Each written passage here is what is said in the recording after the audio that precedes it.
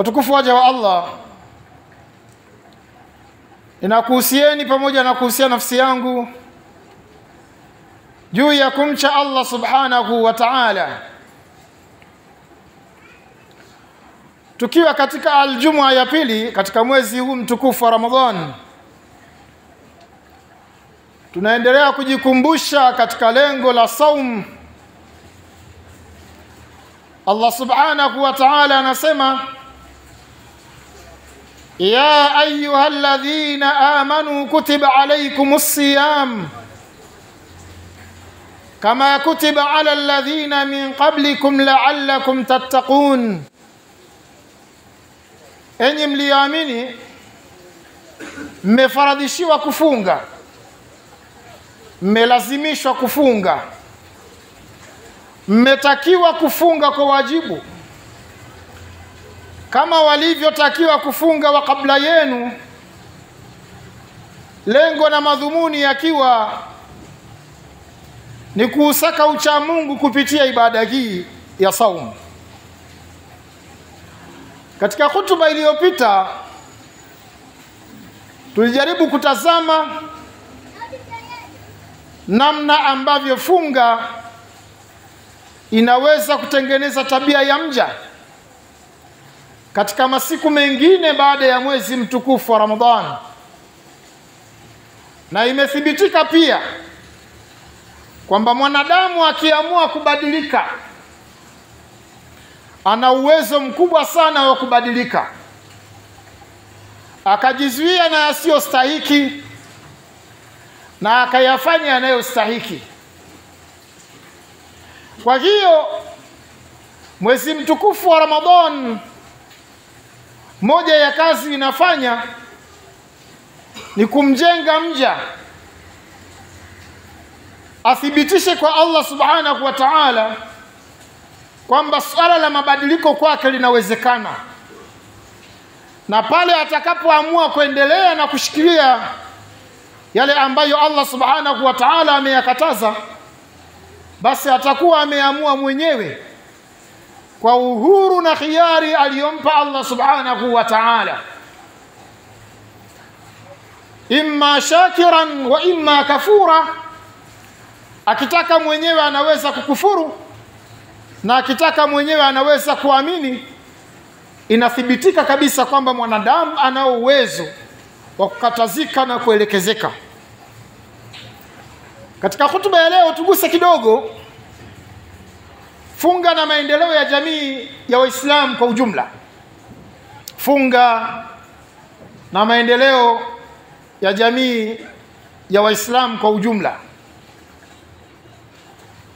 Allah subhanahu wa ta'ala anasema akimsemesha Mtume Muhammadin sallallahu alayhi wasallam: wama arsalnaka illa rahmatan lilalamin, hatukukutuma wewe Muhammad isipokuwa uwe ni rehma kwa walimwengu wote. Na katika aya nyingine: laqad ja'akum rasulun min anfusikum azizun alayhi ma anittum harisun alaykum bilmu'minina raufur rahim. Aya zote hizi ukizipitia utaona kwa uwazi kabisa kwamba miongoni mwa madhumuni ya kuwepo Uislamu na kuleta mitume na wakafunzwa namna ya kwenda na jamii, moja ya dhumuni kubwa katika Uislamu ni kuwa raufur rahim, kuwa ni watu wapole lakini pia wenye huruma. Katika maendeleo ambayo yanaweza kushuhudiwa katika mwezi wa Ramadhan, ala al-asaf, katika masikitiko, mara nyingi yanaweza kuishia tu katika mwezi wa Ramadhan na watu wasijue kwamba pana mahusiano makubwa kabisa na miezi 11 inayokuwa imebakia. Ndugu zangu katika imani, funga ya Ramadhani sio swala la mtu binafsi. Na ilipokuja la'allakum tattaqun, ili mpate kumcha Mwenyezi Mungu, hakuna ucha Mungu wa mtu binafsi.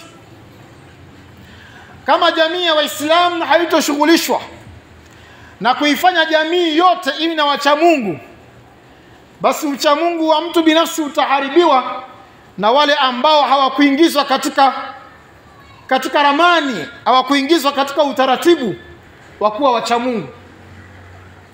Utakuwa mcha Mungu katika ngazi binafsi, utamhofu Allah, lakini wewe utaathiriwa na wale ambao hawana ucha Mungu. Utajitahidi kuwa mwadilifu kadri utakavyoweza, lakini wewe utadhurika na kundi la watu ambao hawajaingia katika ucha Mungu. Kwa hiyo swala la ucha Mungu aliishi katika level binafsi, bali ni jambo ambalo litachukua liakisi kwa jamii ya Waislamu wote. Na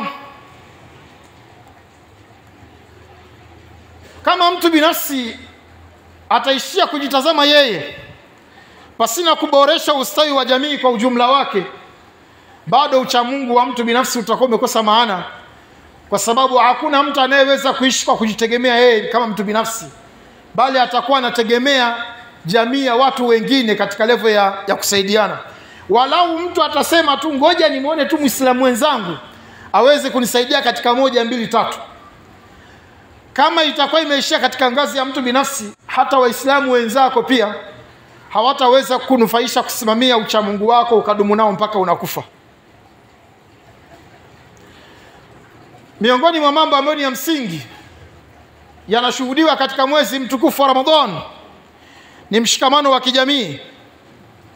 Mshikamano tulionao katika jamii, kila mmoja ni shahidi namna ambavyo tunasogeza ukaribu wa mahusiano tulionayo baina yetu. Alal asaf, bahati mbaya, baada ya Ramadhani huu mshikamano ni kama vile watu wanaambiwa sasa mnaweza mkauacha.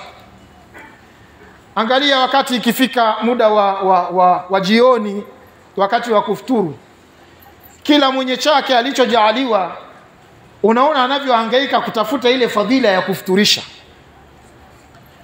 Angalia hii hali. Kama hii hali watu wangeshikamana nayo katika miezi 11 inayofuata baada ya Ramadhani, Waislamu wangetisha bila kuwa na silaha. Yani kwa hilo peke yake, kwa huo mshikamano, tayari watu wangetishika. Adui wa Uislamu angetishika, asingepenyeza lolote la kwenda kuharibu dini ya Uislamu, angekuwa anafikiria ule mshikamano. Na hiyo ndiyo nguvu kubwa ambayo Mtume sallallahu alayhi wasallam amesifiwa kwayo, aliyoifanya akawa tishio pamoja na kundi lake. Muhammadur Rasulullah walladhina ma'a ashidda'u 'ala al-kuffar ruhama'u bainahum tarahum ruk'an sujada yabtaghuna fadlan min Allahi wa ridwana simahum fi wujuhihim min athari as-sujud dhalika mathaluhum fi at-Taurah wa mathaluhum fi al-Injil kazar'in akhraja shat'ahu fa'azarahu فاستغلظ فاستوى على سوقه يعجب الزراع ليغيظ بهم الكفار وعد الله الذين آمنوا وعملوا الصالحات منهم مغفرة وأجرا عظيما. Muhammad ni mtume wa Allah, na walioamini pamoja naye walikuwa ni wakali kabisa, ni tishio kwa makafiri. Ruhama bainahum, moja ya sifa waliokuwa nayo ni huruma iliyoonekana baina yao. Walikuwa wakijaliana, walikuwa wakihurumiana. Kila mtu mwenye shida, yule ambaye ana shida anahisi ni shida yake. Ruhama bainahum tarahum ruk'an sujada, utawaona kwa pamoja wanavyorukuu, wanavyosujudu pamoja. Hawatafuti chochote isipokuwa wanatafuta fadhila ya Allah subhanahu wa ta'ala na ridhaa yake. Ukiwatazama katika nyuso zao, wana alama za unyenyekevu. Simahum fi wujuhi min athari sujud dhalika mathaluhum fi at-Taurah, na mfano wao haukutokea leo, bali katika Taurati pia umepigwa mfano huo. kwa watu wa Musa. Wa mathaluhum fil injil, na mfano wao pia wanapatikana katika kitabu cha Injili, na mfano huo pia unatajwa katika sehemu ya Qur'an. Kisha Allah akafananisha kundi hili la Mtume sallallahu alayhi wasallam wakiwa na kiongozi wao Mtume sallallahu alayhi wa alihi wasallam, kazar'in akhraja shat'a, kana kwamba ni mti umesimama ukatoa matawi. Haya matawi yameelemewa kwa matunda. Haya matawi yameelemewa kwa matunda, kwa uzuri wa uzalishaji, ule ustawi kimaadili, kiuchumi, kisiasa, kiutamaduni, wako vizuri katika kila nyanja. Simahum fi udhuhim bi athari sujud, dhalika mathaluhum fi tawra wa mathaluhum fi injil, kazar'in akhraja shat'a faazara fastaghladha fastawa ala suqi, kiasi kwamba yule aliyeupanda ule mti yujibu zurra, ye mwenyewe anaustajabu. Tazama ule mti anastaajabu na unamfurahisha. Liyaghidha bihimul kuffar, na kundi hilo, huu mti pamoja na matawi yake ilikuwa ni tishio kubwa kabisa kwa adui, kwa kafiri. Kisha Allah subhanahu wa ta'ala anawaahidi ujira mkubwa kabisa kwa kazi ambayo wameifanya. Na Allah subhanahu wa ta'ala anatuambia, huwa alladhi arsala rasulahu bilhuda wa dinil haqq liyudhhirahu ala dini kullihi wa kafa billahi shahida. Allah amemtuma mtume wake kwa uongofu na dini ya haki ili aidhihirishe kwa mifumo yote, na Allah ni shahidi kwamba Mtume sallallahu alaihi wasallam na kundi lake wameifanya hiyo kazi. Na Allah pia ni shahidi kwamba nyinyi mnaofuatia, mkijenga tabia na nidhamu waliokuwa nayo Mtume sallallahu alaihi wasallam na masahaba, pia nyinyi mtaweza kudhihirisha Uislamu dhidi ya mifumo mingine ya maisha. Maendeleo ya Uislamu kupitia mwezi mtukufu wa Ramadhan ni pale ibadati zitakapoondoka katika ngazi ya mtu binafsi zikaenezwa katika jamii, tukawa ni kundi moja kama tunavyodhihirisha katika mwezi mtukufu wa Ramadhan. Hatuoni wakati wa kufuturisha jioni kwa mfano mtu akaanza kuuliza, wewe dhehebu gani? Nataka nikupe tende, wewe dhehebu gani? Wewe dhehebu gani? Na anayepokea haulizi, mimi tende ya kwako nataka nijiridhishe, wewe dhehebu sahihi, chukua tende. Asema, wewe dhehebu gani ili nichukue tende? Auoni?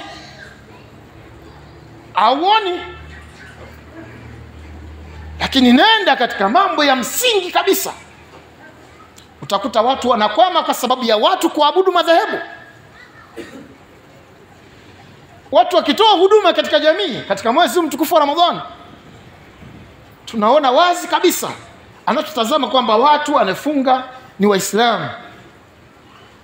Kama tutaleta huu mshikamano tukadumu nao katika miezi 11 inayofuata, walillahi alhamdu, tuna uwezo mkubwa kabisa wa kuwatishio kabisa juu ya adui wa Uislamu. Kuimarisha maadili ni katika maendeleo makubwa sana ya kijamii, kuimarisha maadili. Na ile hata last week tulizungumza, katika wiki iliyopita tuligusia kidogo, tukasema kama ambavyo tunaona baadhi ya Waislamu wako kwenye baa wanafanya kazi, lakini ilipofika mwezi mtukufu wa Ramadhani wameamua kuacha, wanaaga mapema. Kwa nini? Kwa sababu Ramadhani inakuja na anaweza kuishi mwezi mzima wa mwezi wa Ramadhani pasina kufanya kazi huko, na anaishi. Kama ataamua kurudi baada ya Ramadhani, hii ni ya wazi kabisa kwamba amefanya uchaguzi. Lakini kimaadili unaona watu wanavyoweza kubadilika. Maisha ya anasa zisizokuwepo katika Uislamu, utaona watu wanavyobadilika kiakhlaq, wanavyokuwa ni wanyenyekevu. Ukifanya kama mwezi mtukufu wa Ramadhani inaweza kuleta mabadiliko, kama itadumu katika miezi 11 inayofuata, basi jamii yote kwa idhini ya Allah subhanahu wa ta'ala inaweza kuwa na maadili makubwa kabisa yanayoridhiwa na Uislamu. Kukuza nidhamu ya utii. Angalieni Waislamu walivyowatii.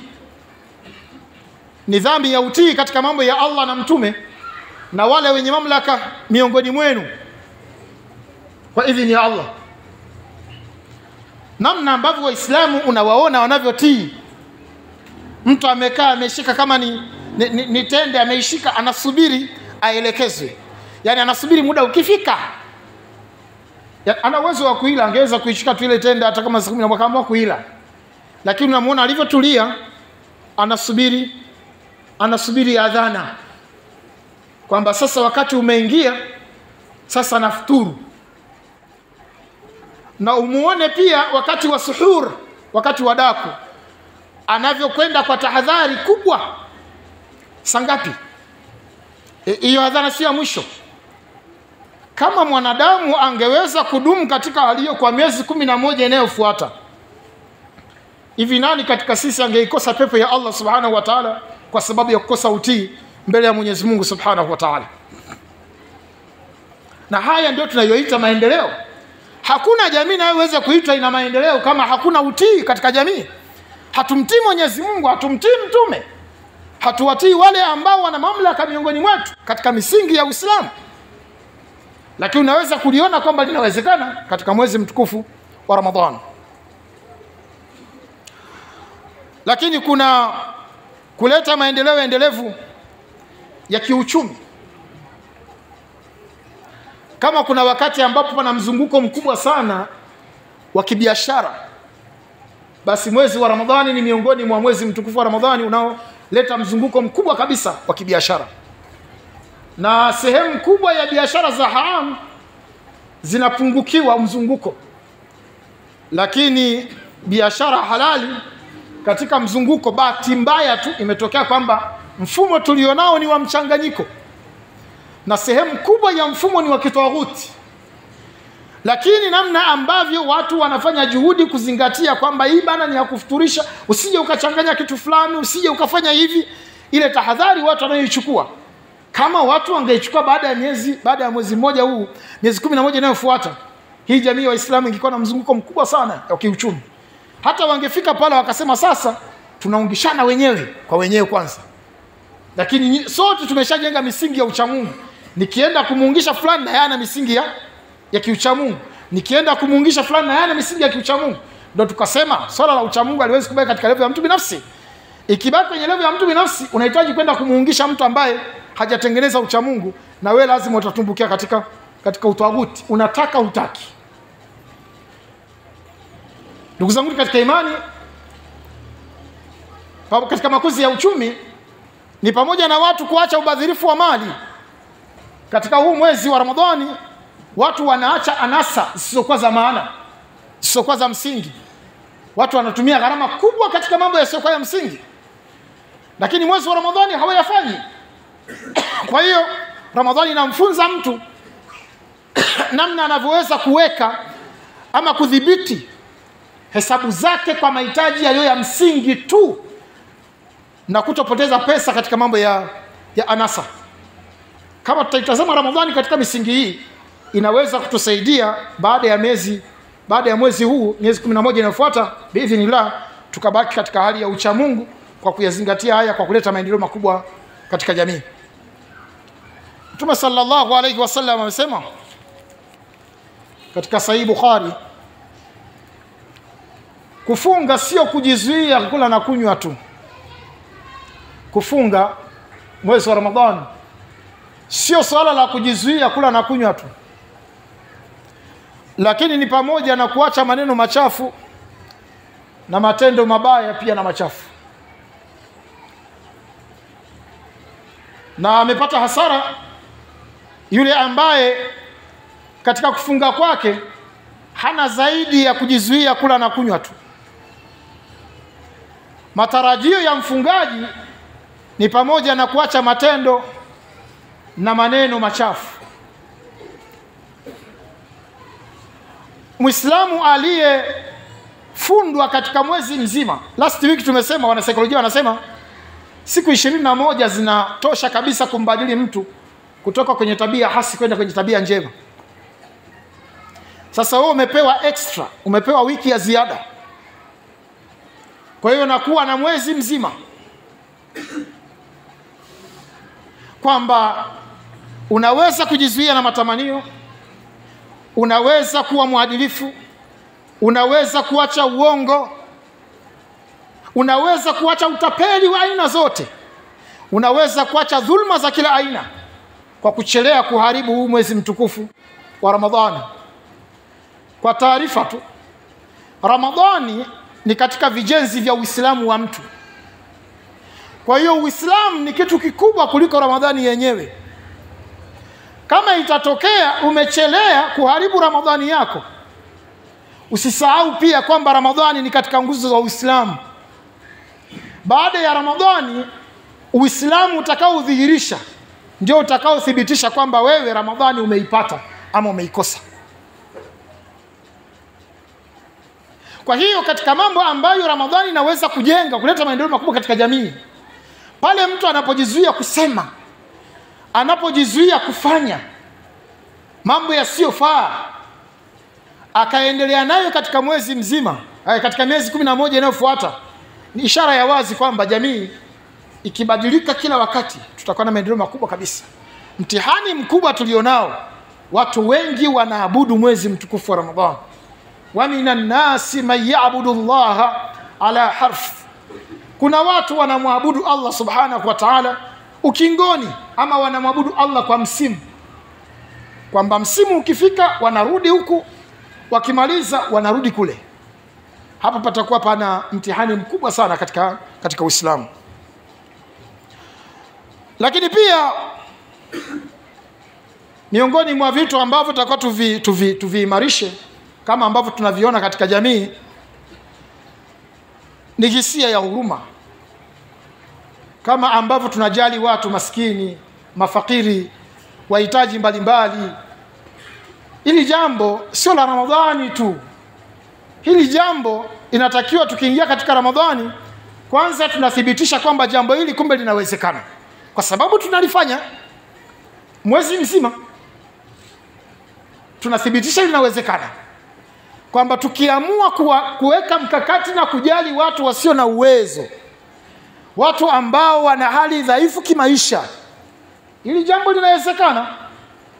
Halal asaf, kwa masikitiko tunalifanya ndani ya mwezi mmoja, likimalizika kila mtu anajua hali yake mpaka Ramadhani inapokuja. Lakini katika mambo ambayo tutakao tuangalie vizuri ya kusimamia ibada zetu za funga, ni pamoja na kuwa na mikakati mizuri ya kuwatambua watu ambao hawana uwezo, na angalau katika kila wiki ama kila mwezi mnaweza kusema watu fulani bana tuwawezee, tuwatoe hatua hii tuwapeleke sehemu nyingine. Mnaweza kusaidia katika maeneo angalau yale ambayo yanawezekana, kama yale ambayo yanaonekana wakati wa mwezi mtukufu wa Ramadhani. Kama swala la chakula tu, kuwalisha watu, ni kitu kinadhihiri wazi kabisa kwamba kinawezekana, kwa sababu watu wanapopia na ni mwezi mzima. Kuna watu wanakwenda kwenye baadhi ya misikiti, anaweka oda, anasema mwezi wa Ramadhani naomba asitokee mtu akachukua daku pamoja na naftari. Yani amezuilia watu wengine, ni kama vile yeye kama kanunua hiyo. Akinunua ile, sio kwamba wengine mnapata, ile ni ya kwake. Shida ya ufadhili ni kwamba yule mtu akichukua inaingia kwenye akaunti yake, hamuingizi kwenye akaunti zenu. Wako watu wanafanya hivyo. Anasema nitawahudumia wakati wa iftari, nitawahudumia wakati wa daku. Mwezi mzima. Hahitaji kuingiliwa katika hilo. Sasa kwa nini baada ya hapo tena inakuwa ni jumla, wala sio kwa kuzingatia wasiohitaji? Watu wote watakao kuwepo msikitini watafuturu hapo, na watu wote watakao kuwepo msikitini watakula daku hapo. Kwenye miezi mingine sio lazima kwa watu wote, kuangalia watu ambao ni wenye mahitaji. Bil mu'minina raufur rahim, bil mu'minina raufur rahim, wama arsalnaka illa rahmatan lil alamin. Hatukukutuma Mtume Muhammad isipokuwa kuwa ni rehma kwa walimwengu. Kila Muislamu anatakiwa kuwa ni rehma kwa walimwengu. Warahimuna yarhamuhumur rahmanu tabaraka wa taala irhamu man fil ardi yarhamukum man fis samaa, wenye huruma atawahurumia Mwenyezi Mungu Subhanahu wa Ta'ala, mwingi wa rehma. Wahurumieni viumbe waliopo katika ardhi, atakuhurumieni aliyoko mbinguni, Allah tabaraka wa Ta'ala. Na hili jambo linawezekana kwa sababu linathibitishwa katika mwezi wa Ramadhani kwamba jambo hili linawezekana. Tulifanye baada ya Ramadhani ili faida yenye kubakia iendelee kuwepo. Lakini pia tunathibitisha amani katika jamii, na yenyewe ni zao muhimu sana la mwezi mtukufu wa Ramadhani. Dunia nzima inahitaji amani. Angalia Muislamu ukimchokoza katika Uislamu, ukichokozwa katika mwezi mtukufu wa Ramadhani, mtu anakutaka uingie katika taharuki, unamwambia inni saim,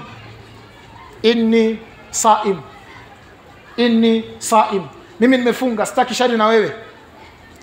Na wala hii hadithi haimaanishi kuwa mnyonge, kwamba basi mtu aje akufanyia chochote atakachokufanyia.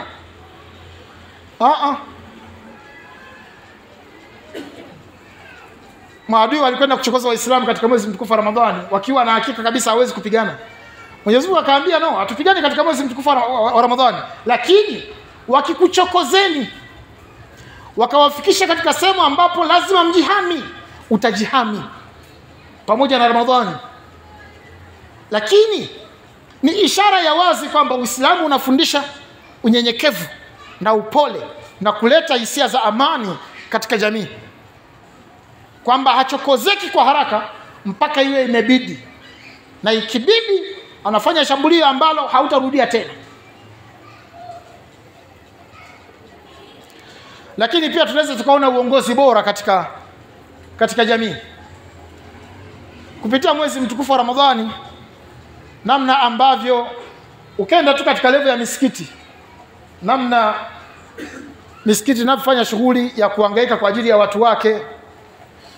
Jambo hili kama lingeweka mkakati likadumu katika miezi 11 inayofuata, pangekuwa na mahusiano makubwa kabisa, mazuri kabisa, uongozi bora wa kijamii. Namna ambavyo watu wanahangaika, watu leo watafuturuje, au watu itakuwaje, tuna watu sijui wako magereza, tutawafanyaje. Yani hivi vitu vingekuwa kwamba vinadumu katika miezi 11 inayofuata, pangeimarika pakubwa kabisa katika sehemu kubwa ya uongozi, walau katika ngazi ya misikiti. Sikwambii katika ngazi zingine, lakini angalau katika ngazi ya misikiti. Lakini baada ya Ramadhani kwa sehemu kubwa watu huwa wanajivua na jamii na kufika pahala kila mtu anahangaika kivyake mpaka mwezi mtukufu wa Ramadhani utakapokuwa umeingia tena.